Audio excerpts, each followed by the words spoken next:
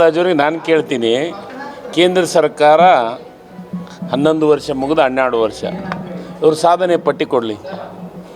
ಶೋಭಾ ಕರಂದ್ಲಾಜೆಯವರು ಕೇಂದ್ರ ಸರ್ಕಾರ ಇವರು ಮಂತ್ರಿ ಆಗಿ ಮುಂಚಿತನೂ ಸೇರಿ ಸಾಧನೆ ಪಟ್ಟಿಯನ್ನು ಅವ್ರು ಕೊಡಲಿ.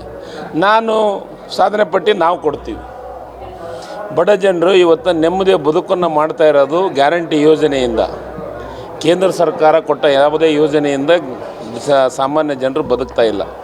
ಇವ್ರು ಮಾಡಿದ ಯೋಜನೆ ಏನು? ಕಪ್ಪಣ ತರ್ತೀನಿ ಅಂದ್ರೆ ಎಲ್ಲೈತಿ ಕಪ್ಪಣ? ಎಲ್ಲ 15 ಲಕ್ಷ ಅಕೌಂಟಿಗೆ ಹಾಕ್ತೀನಿ ಅಂದ್ರೆ ಎಲ್ಲಿದೆ? ಯಾರ ಅಕೌಂಟಿಗೆ ಹಾಕಿಲ್ಲ? ಶೋಭಾ ಕರಂದ್ಲಾಜೆಯವರು ಏನು ಅವ್ರ ಅಕೌಂಟಿಗೆ ಬಂದಿದ್ದೇನೆ 15 ಲಕ್ಷ? ಮೊದಲು ಮಾತಾಡೋ ಹೊತ್ನಾಗ ತಮ್ಮ ತಟ್ಟೆ ಒಳಗೆ ಕತ್ತಿ ಬಿದ್ದಿದೆ, ಮಂದಿ ತಟ್ಟೆ ಇಲ್ಲ, ನೊಣವನ್ನು ನೋಡೋದನ್ನು ಬಿಟ್ಟು ಮೊದಲು ಅಭಿವೃದ್ಧಿ ಕೆಲಸವನ್ನು ಮಾಡಲಿ. ಸಾಧನೆ ಮಾಡಿದ್ದು ಏನು ಅನ್ನೋದನ್ನು ಸಮಾವೇಶಕ್ಕೆ ಬಂದು ಕಳಿಸಿ ಕುಂದಿರಲಿ, ಎಲ್ಲ ಪಟ್ಟಿ ಮಾಡಿ ಹೇಳ್ತೀವಿ. ಯಾರು ಮಾನಸಿಕ ಅಸ್ತವ್ಯಸ್ತ ಕಳ್ಕೊಂಡಿದ್ದವರು BJP ಅವರು, ಕಾಂಗ್ರೆಸ್ದವರಲ್ಲ. ಕಾಂಗ್ರೆಸ್ದವರು ಇದು ನಮ್ಮ ಪಕ್ಷದ ಆಂತರಿಕ ವಿಚಾರ. ಅದನ್ನು ಸುರ್ಜೇವಾಲ ಅವರು ಬಂದು ಚರ್ಚೆ ಮಾಡೋದು. ಸರ್ಕಾರದ ವಿಚಾರವನ್ನು ಚರ್ಚೆ ಮಾಡೋಕ್ಕೆ ಬಂದಿಲ್ಲ ಸುರ್ಜೇವಾಲ ಅವರು.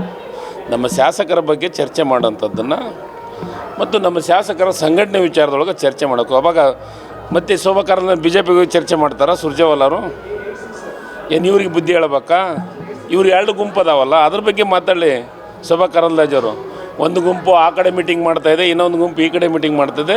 ಇವ್ರದ್ದು ಮೂರನೇ ಗುಂಪು ಕೇಂದ್ರದಾಗ ಕುಂತಿದೆ. ತಮ್ಮ ಪಕ್ಷದ ಬಗ್ಗೆ ಮಾತಾಡಲಿ. ನಮ್ಮ ಪಕ್ಷದ ಬಗ್ಗೆ ಮನೆ 3 ಬಾಗಿಲಲ್ಲ 16 ಬಾಗಿಲಾಗ್ಯಾವ BJPಗೆ. ಕಾಂಗ್ರೆಸ್ ಬಗ್ಗೆ ಏನು ಮಾತಾಡ್ತಾರೆ? ನಮ್ಗೆ ಹೈಕಮಾಂಡ್ ಇದೆ. ನಮ್ಮವರು ಸುರ್ಜೇವಾಲ ರಾಜ್ಯ ನಮ್ಮ ಉಸ್ತುವಾರಿ ಅವರು, ಜನರಲ್ ಸೆಕ್ರೆಟ್ರಿ ಬಂದು ಚರ್ಚೆ ಮಾಡಿದ್ರೆ ತಪ್ಪೇನಿದೆ? ನಮ್ಮನ್ನು ಶಕ್ತಿ ತುಂಬುವಂಥ ಕೆಲಸ, ಸಂಘಟನೆ ಒಳಗೆ ಕೆಲಸವನ್ನು ಯಾರಾದರೂ ಸಣ್ಣ ಪುಟ್ಟ ತಪ್ಪುಗಳನ್ನು ಮಾಡಿದ್ರೆ ಸರಿ ಮಾಡೋವಂಥ ಕೆಲಸ ಹಿರಿಯರಿಗಿದೆ, ಜವಾಬ್ದಾರಿ ಅದನ್ನು ಮಾಡ್ತಾಯಿದ್ದಾರೆ.